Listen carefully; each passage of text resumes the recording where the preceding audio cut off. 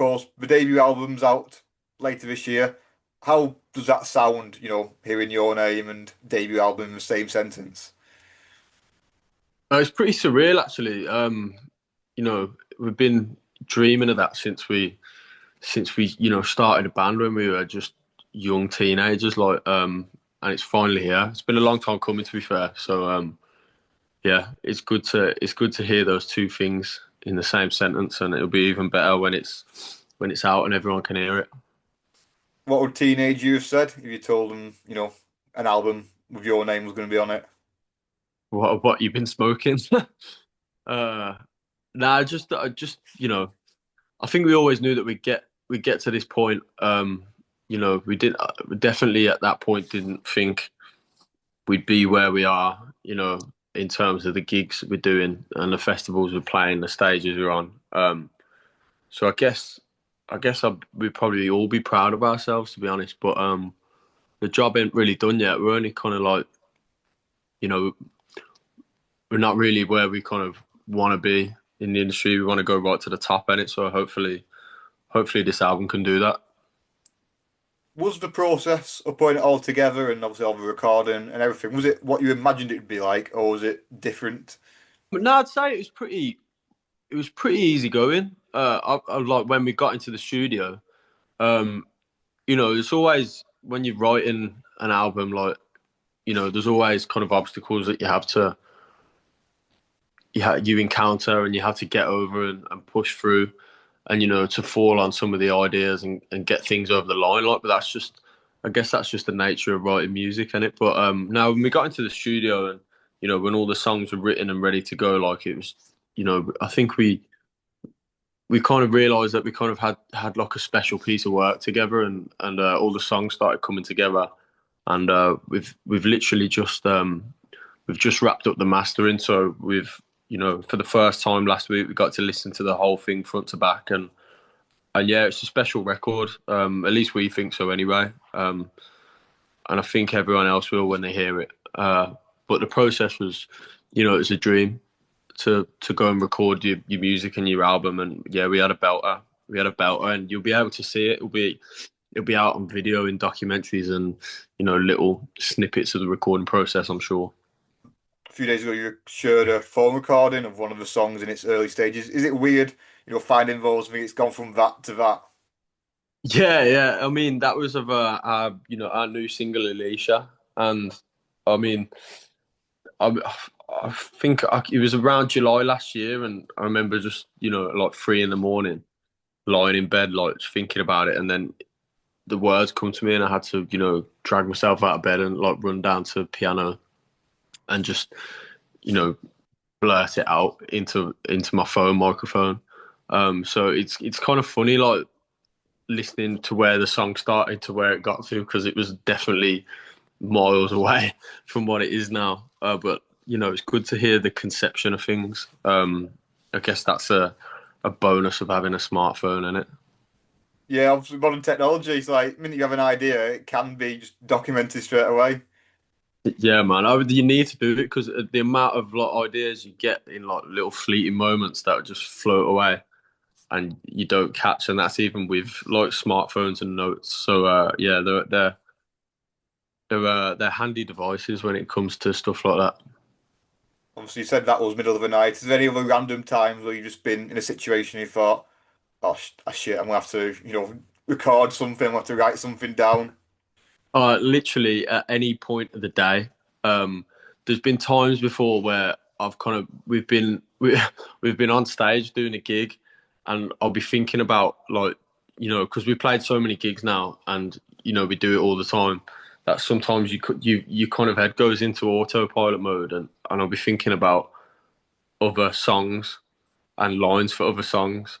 And I think there's a line in a song off the album called Exception that I thought of this lyric like, on stage. I can't remember where it was actually. I think it was on Independent Venue Week this year, but I thought of the lyric on stage, and then I had to try and fucking remember it like the whole set, and managed to do it and put it in on my phone after. So, but literally like anyway, I'll zone out in the middle of the pub and have to get my phone out and under the table and like and like hum some melody into the microphone. And you know, 9 times out of 10, it's pure fucking shit. But you'll get that one that's half decent, and maybe it'll turn into a song. What sort of things, inspirations have gone into the song? Is it just your own life experiences, things you observe, things that happen to you?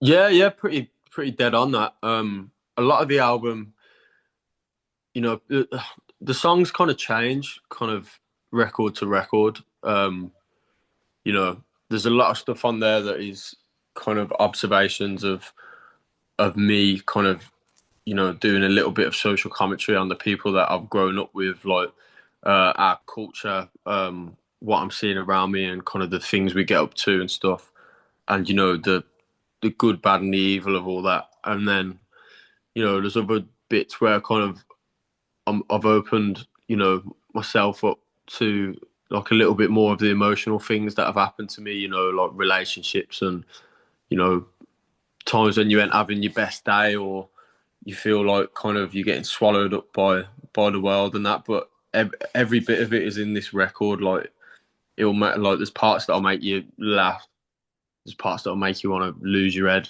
and then there's parts that'll make you cry as well. So people are we're gonna have a good time unpacking all that, I'd imagine. Birmingham's a big musical city, probably one that gets overlooked sometimes compared to some of the other big boys. But that obviously those surroundings that have been a big thing for you.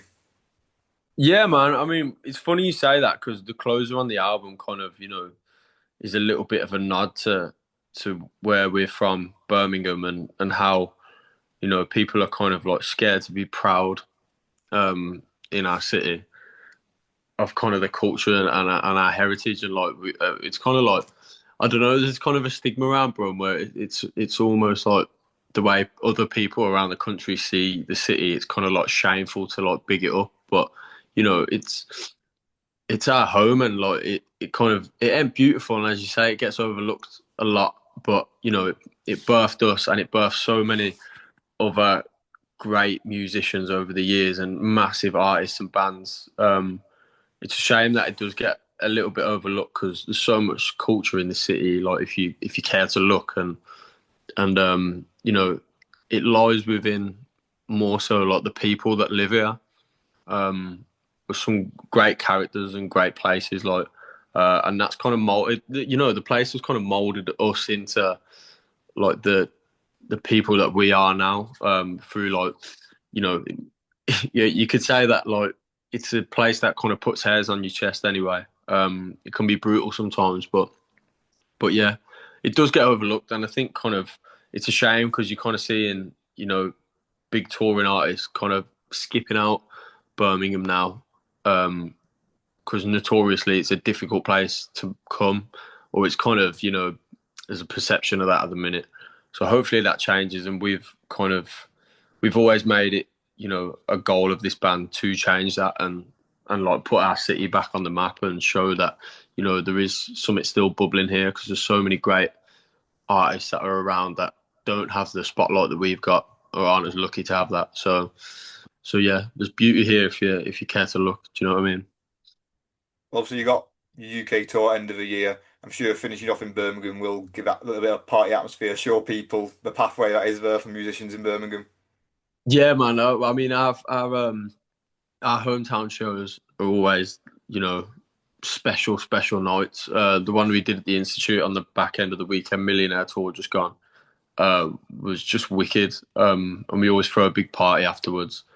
Yeah, it's a big community thing, but it's great to see that when we do those like big hometown shows, people travel in from all over the country. It's not just Brummies filling the place out. So it's good, man. It's good to get people here and start making some noise about the city again. Yeah, it's a good time, ain't it? Just before Christmas, obviously the year that you've released the debut album, it's could be a good little celebration show. Yeah, yeah. I mean, it's kind of done on purpose by us, really, because um, you know it is a time where kind of everyone kind of just lets their hair down in it and has a bit of fun. And we wanted to cap off this year, with a massive tour, which we're doing. And then our our goal. Well, our first goal when we started this band was, you know, that one day we'll play the academy in Birmingham. So it's quite strange to think that we'll be living that come the end of the year, but it's going to be a wicked night. Um, and everyone from around the country is welcome in it. So it's just going to be. I think it's just going to be a big celebration of the album, really, and we'll see the year out in style.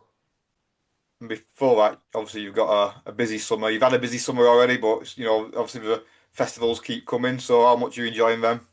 It's been so good so far, and we're kind of stepping up the stages every time, and it's in the past it's kind of in some past years it's been difficult to get on festivals, like when we were starting out as kids and that. So to be on these stages and sharing the stage with some of these other massive artists, like it's massive for us. So yeah, it's a good one. Obviously, when you are doing festivals or supporting people, do you get the opportunity to pick people's brains? Get any words of wisdom? Not really. I mean, we kind of, with everyone we support, we more just rather than asking advice, like just have the crack and have a laugh with them. Because I mean that's what everyone's there to do, really. I wouldn't want to bore anyone backstage by asking them, how can how can we make our career successful? But it's good to network, and that's one of our favorite parts about being in a band, like you know, networking with other people, making pals and that, and being part of all the commotion. So yeah, it's good. We mentioned what you're doing now. We mentioned obviously the UK tour back end of the year. When the album comes out, have you got anything planned at the moment to sort of mark that, to celebrate that? Yeah, we've got a lot of things planned. We haven't we haven't quite announced it yet, so I mean it'll be. I imagine it's going to be up within the next month or so. All the in stores we're doing and a big album release, an album launch show.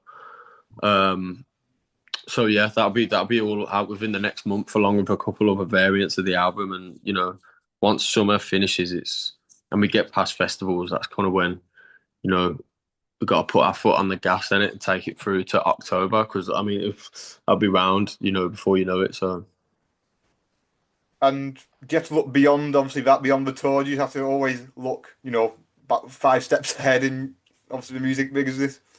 yeah, it's a weird one. Like we planned this album back in 2022.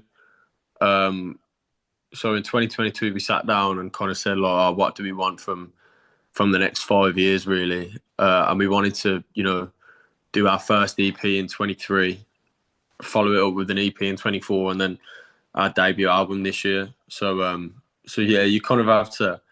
It's like when you go into a fucking job interview and they ask you where you want to be in 5 years. That's pretty much every day in the music industry. You got to plan. You got to plan out where you want to be, what you want to be doing in 5 years. So yeah, we've got loads of plans, man. It's funny because I'm already writing, started to write the second album, and there's already tunes in the bag for that. So yeah, we've got plans laid out for a good for a good while. We ain't going anywhere, anytime soon.